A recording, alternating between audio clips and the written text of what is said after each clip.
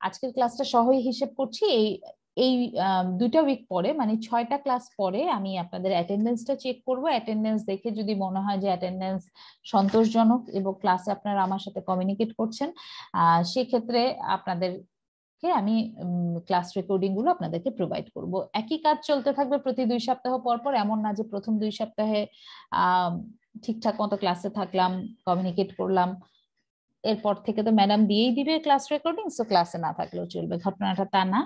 আপনাদের প্রতি 2 সপ্তাহ পর পর আমি ক্লাস রেকর্ড চেক করব। চেক করে যদি দেখি যে হ্যাঁ আপনারা ক্লাসে ছিলেন, ক্লাসে আপনারা কমিউনিকেট করেছেন, সেক্ষেত্রে আমি রেকর্ডিং গুলো তো আমি তো রেকর্ড করব, সো সেই রেকর্ডিং গুলো আপনাদেরকে প্রোভাইড করা হবে। ঠিক আছে? সো ক্লাস রেকর্ডিং আপনারা পাবেন হচ্ছে, যদি সবকিছু ঠিকঠাক মতো থাকে সেক্ষেত্রে আপনারা 2 সপ্তাহ পর পাবেন, অ্যাকর্ডিং টু আপনাদের অ্যাটেন্ডেন্স এবং আপনাদের পারফরমেন্স। ঠিক আছে? আর স্লাইড গুলো আপনাদেরকে রেগুলার ইন্টারভালে ক্লাস যেরকম চলতে থাকবে, যেই পেজে চলতে থাকবে সেই পেজে দিয়ে দিব। এখন কথা হচ্ছে আপনারা প্রিপারেশন নেবেন কিভাবে, নিজেকে এই কোর্সটার যা জিনিস আছে সেটা সম্পর্কে জানার বিষয়টা। ক্লাসে তো যতটুকু পড়া হচ্ছে স্লাইডে সব কথা লেখা থাকে না, অনেক কিছু বলার সময় আমি বলবো, সেগুলো আপনারা মাথায় রাখার চেষ্টা করবেন। আর যদি একটা অঙ্কের কথা বলি, বইয়ে ধরেন একটা টপিকের উপর 10টা অঙ্ক আছে, কিন্তু ক্লাসে আমরা বোঝার জন্য একটা অঙ্ক বুঝবো। ঠিক আছে? সো আপনাকে সেই সিমিলার বাকি 9টা অঙ্ক আপনাকে প্র্যাকটিস করতে হবে। সো সিমিলার জিনিস আপনারা বই থেকে দেখবেন, আপনারা স্লাইডে দেখবেন হেডিং দেয়া আছে এবং স্লাইডে অল্প কথায় আপনাকে জিনিসটা প্রেজেন্ট করা হয়েছে, তাই তো?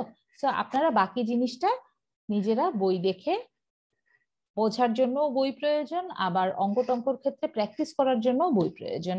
ওকে? আর এখানে এই 1 আর 2 বাদে বাকি যেই বইগুলো, সেই বইগুলো রিলেটেড যদি কোনো কন্টেন্ট আপনাদের প্রয়োজন হয় সেটা আমি আপনাদেরকে প্রোভাইড করব। ওকে?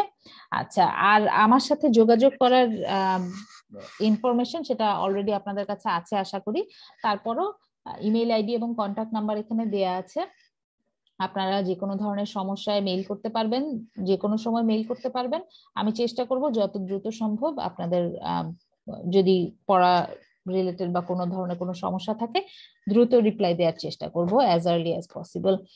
আচ্ছা, আর হচ্ছে আপনারা তো ক্লাসরুমেই আমার সাথে কমিউনিকেট করতে পারবেন, আর আমি আপনাদের সাথে সব কমিউনিকেশন চেষ্টা করব ক্লাসরুমেই করার জন্য, যেন সবাই সব ইনফরমেশন পান। এই তো। আর হচ্ছে আপনাদের যদি কোনো ইস্যুস থাকে সেটা আপনারা সিআর এর মাধ্যমে আমাকে জানাবেন, আর ইন্ডিভিজুয়ালি যার যার পড়ালেখা রিলেটেড যার যার সমস্যা সেটা আপনারাই কমিউনিকেট করতে পারেন, কোনো সমস্যা নেই। আচ্ছা, আর আমাদের যে কোর্সটা, সেই কোর্সের যদি আমি একটু তার স্ট্রাকচারটা দেখার চেষ্টা করি। আমাদের পাওয়ার সিস্টেমটাকে আমরা 3টা ভাগে ভাগ করতে পারি, জেনারেশন, ট্রান্সমিশন আর ডিস্ট্রিবিউশন। জি বলেন। ম্যাম, ওই যে আমাদের যে 2টা বই, আমরা তো অনেকে ঢাকার বাইরে আছি, এই জন্য আমাদের যদি সফট কপিটা দিয়ে দিতেন একটু ভালো হতো। সফট কপিটা বিকে মেহতার বইয়ের সফট কপিটা আমার কাছে আছে, এটা আমি আপনাদেরকে দিয়ে দিতে পারবো, কিন্তু স্টিভেনসনের বইয়ের কোনো সফট কপি আমার কাছে নাই। এটার যে সফট কপি গুলো পাওয়া যায় এগুলো অনেক পুরনো ভার্সন। ঠিক আছে? জি ম্যাম। স্টিভেনসনের বইটা আপনাদেরকে একটু কষ্ট করে অবশ্যই কালেক্ট করতে হবে, কারণ হচ্ছে এটার আর আপনারা আপনাদের মধ্যে থেকে কেউ যদি জোগাড় করতে পারেন লেটেস্ট সফট কপি তাহলে তো হলোই। আমার কাছে এটা লেটেস্ট সফট কপি নাই। ঠিক আছে? যে সফট কপি আছে এটা অনেক পুরানো ভার্সনটা। বিকে মেহতার নতুন ভার্সনের সফট কপি আছে, এটা আমি দিয়ে দিব। ঠিক আছে? জি। আচ্ছা, যেটা বলছিলাম টপিক, পাওয়ার সিস্টেমকে আমরা 3টা ভাগে ভাগ করতে পারি। একটা হচ্ছে জেনারেশন সাইড, যেখানে পাওয়ার প্ল্যান্ট, যেটা বিদ্যুৎ উৎপাদন হচ্ছে যেখানে, দেন হচ্ছে ট্রান্সমিশন, তারের মাধ্যমে, সাবস্টেশনের মাধ্যমে, আরো বিভিন্ন ইকুইপমেন্টের মাধ্যমে ট্রান্সমিট হচ্ছে, দেন ডিস্ট্রিবিউট হচ্ছে, দেন আমরা ইউজাররা সেটা ব্যবহার করতে পারছি। তো আমরা আমাদের পড়াশোনার মূল টপিকটা হচ্ছে, ফোকাসটা হচ্ছে ট্রান্সমিশন। এবং ডিস্ট্রিবিউশন। ঠিক আছে, প্রথমে আমরা ট্রান্সমিশনই পড়বো। ট্রান্সমিশনের সাথে সাথে ট্রান্সমিশনের যেই সমস্ত প্যারামিটার, একটু আগেও বলেছি, যে সমস্ত ইলেকট্রিক্যাল প্যারামিটার আছে সেই প্যারামিটার গুলো কিভাবে ভ্যারি করে, কিভাবে চেঞ্জ হয়, কোনটা কার সাথে কিভাবে ইফেক্ট করে, এই জিনিসগুলো আমরা দেখার চেষ্টা করব। আর ডিস্ট্রিবিউশন সাইডের জন্য একই জিনিস, ডিস্ট্রিবিউট করার ক্ষেত্রে কি ধরনের নেটওয়ার্কিং ফলো করা হয়, কি ধরনের স্ট্রাকচার ফলো করা হয়, তাতে কি ধরনের ভোল্টেজ ড্রপ হয়, কি প্রক্রিয়া করলে আমরা ভোল্টেজ ড্রপটা কমাতে পারি, এই এই জিনিসগুলো আমরা জানার চেষ্টা করব। এবং লাস্ট যে টপিকটা দেখবো আমরা, সেটা হচ্ছে ভোল্টেজ কন্ট্রোল। ভোল্টেজ কন্ট্রোলটা কেন দরকার? কারণ আমরা যে এই সমস্ত ইকুইপমেন্ট ব্যবহার করছি, সেই ইকুইপমেন্ট গুলোর একটা রেটেড ভোল্টেজ আছে, যেই ভোল্টেজে সে তার পারফরমেন্সটা দিতে পারে। ঠিক আছে, সেটা সার্ভিসটা দিতে পারে। সো আমি নিশ্চয়ই চাবো না যে আমার লাইটটা একবার খুব বেশি কি বলে উজ্জ্বলতায় জ্বলুক, আবার হঠাৎ করে নিভু নিভু হয়ে যাক, তাই না? ভোল্টেজ ফ্ল্যাকচুয়েট করুক, এটা নিশ্চয়ই আমরা চাবো না। এবং এই ভোল্টেজ ফ্ল্যাকচুয়েশনটা যে কোনো ডিভাইসের জন্য খুব হার্মফুল। ঠিক আছে, সো এই যে ভোল্টেজটাকে কন্ট্রোল, লোড সাইডে বা ডিস্ট্রিবিউশন সাইডে ভোল্টেজটাকে কন্ট্রোল করাটা খুব ইম্পর্টেন্ট একটা ইস্যু। সো এই ভোল্টেজ কন্ট্রোল, এই জিনিসটা আমরা দেখব। সাথে সাথে আমরা স্মার্ট গ্রিড নিয়ে একটু ডিসকাস করার চেষ্টা করব, একটু জানার চেষ্টা করব স্মার্ট গ্রিডটা কি, যেহেতু স্মার্ট গ্রিডটা হচ্ছে প্রেজেন্ট ওয়ার্ল্ডের খুব একটা কি বলবো হট টপিক। কারণ হচ্ছে সবকিছু এখন স্মার্ট হয়ে যাচ্ছে। সো স্মার্ট গ্রিডের বিষয়টা মানে খুবই একটা ইম্পর্টেন্ট টপিক। সো স্মার্ট গ্রিডটা আমরা কিছুটা জানার চেষ্টা করব। এই মোটামুটি ভাবে আমাদের কোর্স কন্টেন্ট। আজকে আর আমরা পড়া স্টার্ট করব না, আমরা নেক্সট ক্লাস থেকে স্টার্ট করব আমাদের পড়া। আজকে জাস্ট আপনাদেরকে কি কি পড়বো আমরা সেই জিনিসগুলো একটু আমরা জানার চেষ্টা করলাম। আপনাদের বইয়ের কোন কোন চ্যাপ্টার কি কিভাবে হবে সেগুলো আমরা যখন পড়বো, তখন আমরা কোন চ্যাপ্টার থেকে পড়ছি কি পড়ছি সেগুলা স্লাইডে মেনশন করা থাকবে। ঠিক আছে, এই তো মোটামুটি ভাবে আজকের ডিসকাশন। আপনাদের যদি কোনো কোয়েরি থাকে আপনারা জিজ্ঞেস করতে পারেন।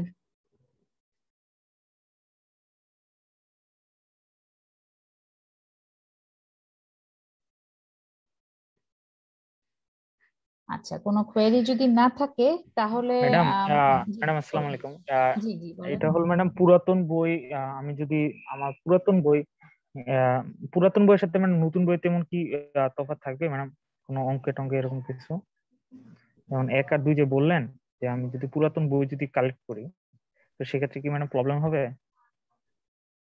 উম, মানে পুরাতন বই বলতে কি, পুরান ম্যাডাম ওই যে এডিশনের লেটেস্ট বই? ভার্সন না? হ্যাঁ হ্যাঁ হ্যাঁ আচ্ছা, ম্যাডাম। পুরান এডিশনের বই কালেক্ট করলে কিছু জিনিস কম বেশি হতে পারে, কিছু অঙ্ক কিছু টপিক কম বেশি হতে পারে।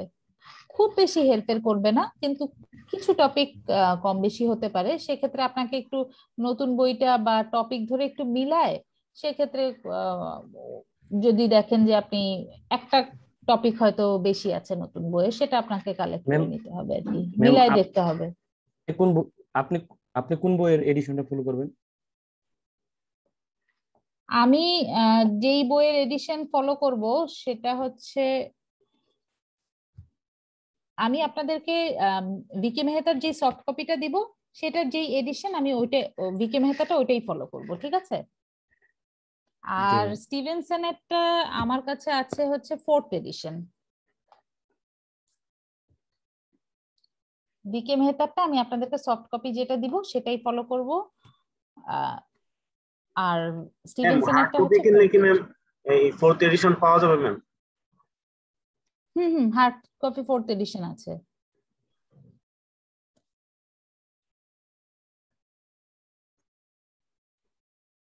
4th এডিশনের পরেও আছে কিনা আমার জানা নাই, আমি কি, আমার বই অনেক পুরানো।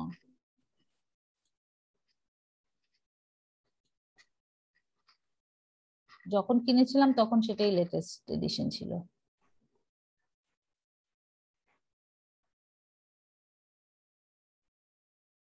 এডিশন নিয়ে অত সমস্যা হবে না, কারণ আপনাদের টপিকটা পাবেন তো আপনারা স্লাইডে, সেটা দেখে আপনার যদি একটু 4th এডিশনের জায়গায় 5th এডিশন হয়, খুব একটা হেরফের তো আর হবে না, সেটা আপনি বের করে ফেলতে পারবেন।